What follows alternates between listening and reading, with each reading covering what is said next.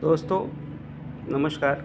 आप stock market में invest करते हो तो ज़रूर ये वीडियो आपको हेल्पफुल होने वाली हो सकती है और ये वीडियो को आप ज़रूर एंड तक देखें, जो कि आपको पेनी स्टॉक के बारे में सब क्वेश्चन का आंसर इसमें मिलने वाला है और आपके भविष्य में आप मल्टीपिकल रिटर्न कमा सकते हैं। और पेनी स्टॉक क्या होते हैं, पेनी स्टॉक में इन्वेस्ट कैसा करना चाहिए, पेनी स्टॉक किसको कहना चाहिए, ये सब क्वेश्चन का आंसर आपको इसमें मिलने वाला है।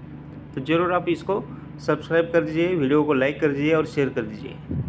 तो चलिए हम डिटेल देखते हैं भविष्य में बढ़ने वाले पेनी शेयर। ये देखिए। नमस्कार दोस्तों, अगर आप भी जानना चाहते हैं कि पेनी शेयर क्या होते हैं, क्या आपको पेनी स्टॉक में इन्वेस्ट करना चाहिए, पेनी स्टॉक में इन्वेस्ट करने के पीछे इन्वेस्टर की क्या साइकोलॉजी होती है, किस कंपनी के पेनी स्टॉक खरीदनी चाहिए, इसके साथ ही मैं आपको आर्टिकल के अंत में लॉन्ग टर्म पेनी शेयर लिस्ट 2030 भी बताऊंगा। तो ये देखिए, कुछ इन्वेस्टर पेनी स्टॉक की हमेशा ये बोलकर आलोचना करते हैं पेनी स्टॉक बेकार होते, मैनिपुलेटेड होते, फ्रॉड होते, पैसा डुबा देते। लेकिन कुछ इन्वेस्टर्स पेनी स्टॉक के दीवाने हैं। उनको लगता है कि अगर आपको मल्टीपल रिटर्न चाहिए तो पेनी स्टॉक में ज़रूर इन्वेस्ट करना चाहिए। इनमें से सही क्या है इसके बारे में आपको बताऊंगा।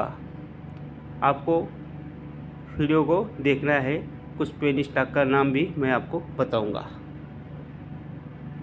क्या आपको पेनी स्टॉक में इन्वेस्ट करना चाहिए? पेनी स्टॉक में इन्वेस्ट करना चाहिए, क्या आपको इन्वेस्ट करने की ज़रूरत है? इसका कोई एक जवाब नहीं है। ये शेयर निर्भर करता है इन्वेस्टमेंट कौन कर रहा है, उसका फाइनेंशियल बैकग्राउंड कैसा है, निवेश का उद्देश्य क्या है, रिस्क प्रोफाइल क्या है। एग्जाम्पल देखिए आप, माना कि एक व्यक्ति, उसका इन्वेस्टमेंट गोल है कि 10 साल बाद एक घर खरीदना है। उसको अपना गोल पूरा करने के लिए अपनी इन्वेस्टमेंट पर सालाना 12% का रिटर्न चाहिए, तो उसको पेनी स्टॉक में इन्वेस्ट करने की ज़रूरत ही नहीं है, क्योंकि वो 12% रिटर्न तो म्यूचुअल फंड में निवेश करके ही भी ले सकता है।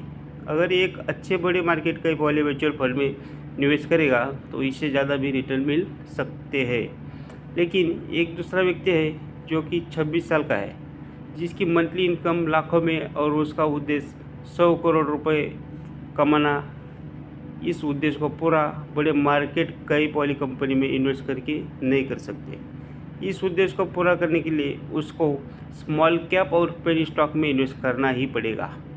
इसके अलावा आपने जिन भी बड़े इन्वेस्टर के नाम सुने हैं, राकेश झुनझुनवाला, विजय केडिया जी, वह सभी स्मॉल कैप और पेनी स्टॉक में इन्वेस्ट करके ही इतनी अमीर बने हैं। राकेश झुनझुनवाला जी ने भी जब टाइटन कंपनी में इन्वेस्ट किया था, तब टाइटन कंपनी भी एक पेनी स्टॉक था। अगर आज रिस्क नहीं ले सकते तो यह पेनी स्टॉक आपके लिए नहीं है। जो लोग रिस्क ले सकते हैं, एक मल्टीपल रिटर्न चाहते हैं, तो पेनी स्टॉक्स में इन्वेस्ट कर सकते हैं। आपको अपना पूरा पोर्टफोलियो पेनी स्टॉक से नहीं भरना है, क्योंकि ये बहुत बड़ा ज़्यादा रिस्की हो सकता है। बड़े इन्वेस्टर यह कर सकते हैं, उनके पास कंपनी के अंदर की इन्फॉर्मेशन होती है। इसलिए बेहतर है कि आप अपने पोर्टफोलियो का 15 से 20% ही पेनी स्टॉक में इन्वेस्ट करिए। साथ ही आपको डिवर्सिफिकेशन पर भी ध्यान देना होगा, यानी कि आपको सारा पैसा एक पेनी स्टॉक में नहीं लगाना है, बल्कि अलग अलग सेक्टर के अलग अलग पेनी स्टॉक में लगाने हैं। पेनी स्टॉक में निवेश करने के पीछे इन्वेस्टर के साइकोलॉजी। जो नए इन्वेस्टर होते हैं उनका मानना होता है कि जो 10 वाला स्टॉक होता है 20 तक बहुत आसानी जा सकता है और 100 भी जा सकता है, जिससे मेरा पैसा 10 गुना हो जाएगा। लेकिन जो 3000 वाला स्टॉक है उसके 6000 तक जाने की बहुत कम संभावना है, तो ये पैसा डबल होने की संभावना काफ़ी कम है। इसलिए सस्ता स्टॉक खरीदने से ज़्यादा रिटर्न मिलेंगे। जो नए इन्वेस्टर होते हैं उनके हिसाब से पेनी स्टॉक 10, 20 और 50 रुपये तक के स्टॉक को कहा जाता है, और वे ऐसे ही स्टॉक में इन्वेस्ट करना ज़्यादा पसंद करते हैं, क्योंकि उन्हें लगता है कि ऐसे स्टॉक बहुत जल्द पैसा डबल कर देंगे। लेकिन उनकी यह पेनी स्टॉक की परिभाषा गलत है। अगर 50 से सस्ते सभी स्टॉक पेनी स्टॉक होते तो Vodafone, SBI, central bank of India penny stock list में आते, जो कि रियल में लार्ज कैप स्टॉक है, क्योंकि यस बैंक की शेयर की प्राइस 20 जबकि उसकी मार्केट कैप 57,000 करोड़ है। तो यस बैंक को आपको पैसा डबल करने के लिए 1,14,000 करोड़ की कंपनी बनना पड़ेगा, तो आपका पैसा डबल होने के चांसेस है। जबकि ऐसा हो सकता है एक कंपनी ने अपने कम शेयर जारी किए हो, उसकी एक शेयर की प्राइस 1000 हो लेकिन उसकी मार्केट कैप 100 करोड़ ही हो, क्योंकि कंपनी के पास ग्रोथ करने की संभावना बहुत अधिक होती है। इसलिए 100 करोड़ की कंपनी का 200 करोड़ की कंपनी बनना बहुत आसान होता है। अगर 100 करोड़ से उसका मार्केट कैप 200 करोड़ हो जाएगा, उसकी शेयर की प्राइस भी 1000 से 2000 आसानी से हो जाएगी।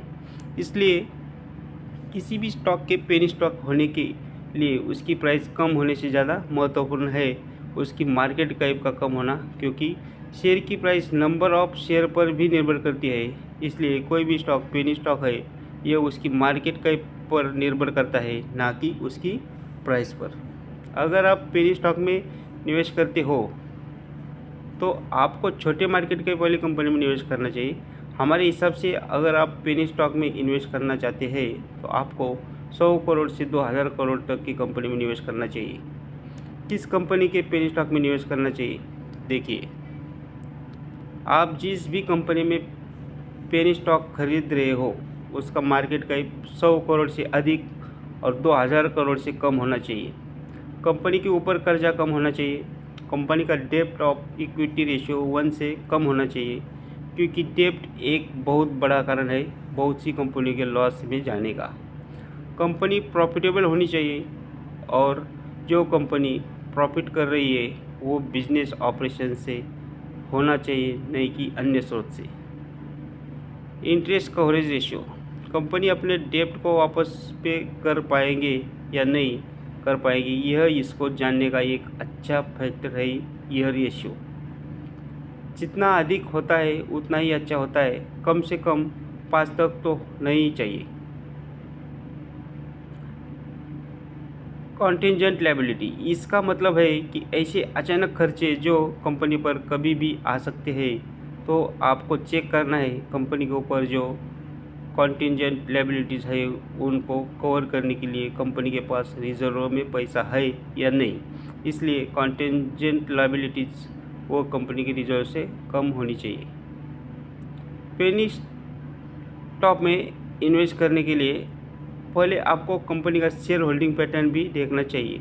प्रमोटर्स के पास 50% से अधिक होल्डिंग होनी चाहिए। प्लेड्स परसेंटेज पेनी स्टॉक में अक्सर देखा जाता है कि जो प्रमोटर्स होते हैं अपने शेयर को प्लेड्स करके पर्सनल लोन देते हैं। थोड़ा बहुत होल्डिंग प्लेड्स करने में कोई बुराई नहीं है, लेकिन अगर कोई प्रमोटर ने 10% से अधिक होल्डिंग प्लेड्स करके रखी है तो उसमें इन्वेस्ट नहीं करना चाहिए। वॉल्यूम लिक्विडिटी, कुछ पेनी स्टॉक रिटर्न तो बहुत अच्छे देते हैं, लेकिन प्रॉब्लम यह है कि स्टॉक की वॉल्यूम कम होने के कारण इनको खरीदने और बेचने में बहुत अधिक दिक्कत आती है। इसलिए पेनी स्टॉक वॉल्यूम 50,000 से अधिक होनी चाहिए। वही यदि एक का पेनी स्टॉक है तो उसकी वॉल्यूम 5 से 7 लाख से अधिक होनी चाहिए। आप जिस भी कंपनी में इन्वेस्ट कर रहे हैं वो आपको गूगल पर सर्च करके उसके बारे में जानकारी पता कर लेगी चाहिए कि वो कंपनी फ्रॉड तो नहीं है। कंपनी का ROE और ROCE 10 से अधिक होना चाहिए। आपको कंपनी की सेल्स ग्रोथ का भी पता होना चाहिए। चलिए आपको लॉन्ग टर्म पेनी शेयर की लिस्ट में आपको दिखाता हूँ, उसके बारे में थोड़ा सा डिटेल देखेंगे। कोठारी शुगर्स एंड केमिकल्स, इस कंपनी की मार्केट कैप 354 करोड़ की है और इसके शेयर की प्राइस 42 रुपये 80% है 80 रुपये है सॉरी। ये कंपनी शुगर मैन्युफैक्चरिंग करने के साथ साथ इथेनॉल भी मैन्युफैक्चर करती है, जो कि एक फ्यूल की तरह काम करता है। यह कंपनी ऊपर बताए हुए सभी मापदंडों पर खरी उतरती है, इसलिए आपको इसमें इन्वेस्ट कर सकते हैं। इंद्रप्रस्थ मेडिकल कॉरपोरेशन लिमिटेड, इस कंपनी का मार्केट कैप 771 करोड़ का है और इसके एक शेयर की प्राइस 84 रुपये है। यह हेल्थ केयर सेक्टर का स्टॉक है जो कि अपोलो हॉस्पिटल के साथ जॉइंट एडवेंचर है। यह कंपनी भी ऊपर बताए सभी मापदंडों पर खरा उतरता है, इसलिए आप इसमें इन्वेस्ट कर सकते हैं। सेक्सॉफ्ट, इस कंपनी का मार्केट कैप 1435 करोड़ का है।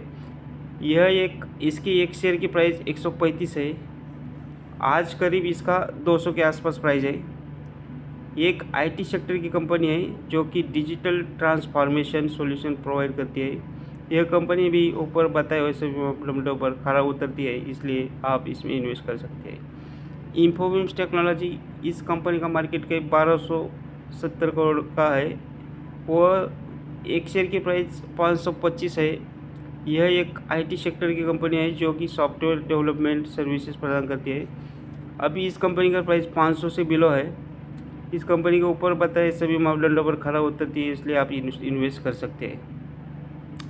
और दूसरा एक स्टॉक है लास्ट में, जो कि आरपीजी लाइफ साइंस या बाकी कुछ स्टॉक है, लेकिन ये पहले 4 जो स्टॉक बताया ये एनालिसिस करके बताया है, लेकिन मेरा रिकमेंड नहीं है कि इसमें इन्वेस्ट करो। जो इसमें रिस्क ले सकते हैं, ज़रूर आप इन सब स्टॉक को पोर्टफोलियो में शामिल करने से पहले आप जितना रिस्क लेते हैं, परंतु रिस्क ज़्यादा होने के कारण साथ साथ इसमें बहुत अच्छे रिटर्न भी मिल सकते हैं, तो सोच समझकर पेनी स्टॉक में उतना ही इन्वेस्ट करें जितना आप रिस्क ले सकते हैं। कभी भी लोन लेकर इन्वेस्ट ना करें, क्योंकि इसमें आप बहुत बड़ी मुसीबत में पड़ सकते हैं। चलो दोस्तों, वीडियो आपको अच्छा लगा तो ज़रूर चैनल को सब्सक्राइब करें, वीडियो को लाइक करें और शेयर करें।